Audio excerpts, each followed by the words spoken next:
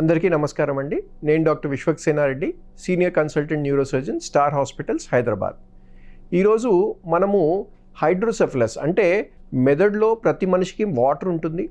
ఈ వాటర్ కొన్ని కారణాల ద్వారా ట్రాప్ అయిపోతుంటుంది అనమాట బ్రెయిన్లో. దీన్ని హైడ్రో అంటే వాటర్, సెఫలస్ అంటే బ్రెయిన్. సో ఈ హైడ్రోసెఫలస్ అనే కండిషన్ గురించి మనం డిస్కషన్ చేస్తున్నాం అనమాట. సో ఈ హైడ్రోసెఫలస్ అనేది కొంతమందికి పుట్టుకతోనుంటాయి, కొంతమందికి గ్రోయింగ్ ఏజ్ వల్ల అంటే పెథలాజికల్ కాజెస్ వల్ల కూడా ఈ వాటర్ అనేది జామ్ అవుతుంటుంది. సామాన్యంగా ఏమవుతుంది అంటే మనకి ఈ వాటర్ అనేది మెదడులో తయారవ్వాలి, అలాగే మెదడులోనే ఆవిరైపోవాలి. కొన్ని సందర్భాల్లో ఈ వాటర్ ప్రొడక్షన్ పెరిగినా లేదా ఈ అబ్జార్ప్షన్ అంటే వాటర్ ఆవిరైపోవడం అనేది తగ్గిపోయినా కూడా అక్కడ వాటర్ జామ్ అయిపోవడం వల్ల ఈ వాటర్ ఏదైతే బ్రెయిన్లో ఉంటుందో ఆ ఛాంబర్లో వాపు వచ్చేస్తూ ఉంటుంది. దానివల్ల మెదడులో ఉండే నరాల మీద ఎఫెక్ట్ అవుతూ ఉంటుంది. పిల్లల్లో అయితే కనుక ఈ హెడ్ సర్కంఫరెన్స్ అంటే తల బాగా పెద్దగా అయిపోవడం, ఇటువంటి లక్షణాలు మనం చూస్తూ ఉంటాం అన్నమాట. పెద్దవాళ్ళు అంటే ఆల్రెడీ తల ఒక సైజ్కి వచ్చేసింది, వాళ్ళలో కనుక ఈ వాటర్ జామ్ అవ్వడం స్టార్ట్ అవుతే ఇనిషియల్ స్టేజెస్లో హెడేక్స్ రావడం కానీ, దాంతో అసోసియేటెడ్గా వామిటింగ్ ఉండడం కానీ, పేషెంట్ కొంచెం డల్ ఉండడం కానీ, నడకలో తేడా రావడం కానీ, చూపులో తేడా రావడం కానీ, ఇటువంటి లక్షణాలతోని ప్రజెంట్ అవుతూ ఉంటారు. చిన్నవాళ్ళలో వచ్చేటి ఏంటంటే వాళ్ళకి భయపడుతుండే వాటర్ జామ్ అయిపోయి ఉంటుంది. కొంతమందికి మెదడు వాపు వ్యాధి అంటే మెనింజైటిస్ అంటాం కదా, సో దానివల్ల వాటర్ ప్రొడక్షన్ పెరిగి వాటర్ జామ్ అయిపోతూ ఉంటుంది.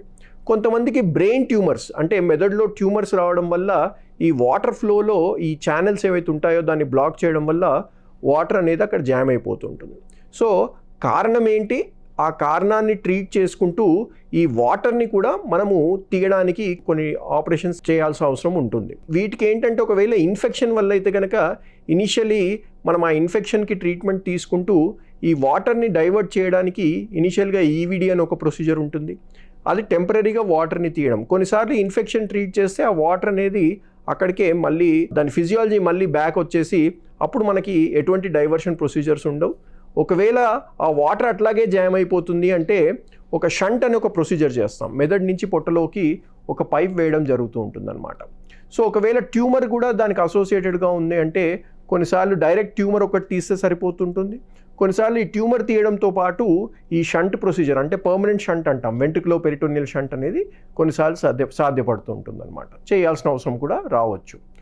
కొన్ని సిచ్యువేషన్స్ ఎట్లా ఉంటాయంటే ఎస్పెషలీ పీడియాట్రిక్ అంటే పిల్లల్లో పుట్టుకతోనొచ్చే ఈ వాటర్ జామ్ అయిపోతుంది అంటే వాటికి ఈ షంట్ అనేది ఒక ఫారెన్ బాడీ కాబట్టి దీనికి కొంచెం అడ్వాన్స్డ్ టెక్నిక్స్ మనకి ఇప్పుడు అందుబాటులో ఉన్నాయి. దాంట్లో మోస్ట్ కామన్ టెక్నిక్ ఏంటంటే ఎండోస్కోపిక్ థర్డ్ వెంట్రికులాస్టమీ అని చేస్తూ ఉంటాం.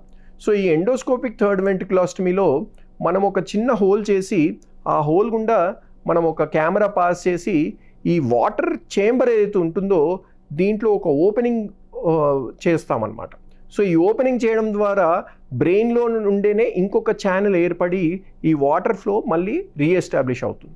సో ఇలాంటి పరిస్థితి ఎలా ఉంది, అసలు దేనివల్ల ఇది వాటర్ జామ్ అవుతుంది, దాన్ని బట్టే మనం సిచ్యువేషన్ బట్టి ఆ వాటర్ని తీయడానికి ఉండే పద్ధతులు ఉంటాయి. ప్లస్ ఆ వాటర్ జామ్ అవుతుంది దేనివల్ల అని తెలుసుకొని దానికి కూడా ట్రీట్మెంట్ తీసుకుంటే చాలాసార్లు పేషెంట్స్ సక్సెస్ఫుల్గా మనం ట్రీట్ చేయగలుగుతాం.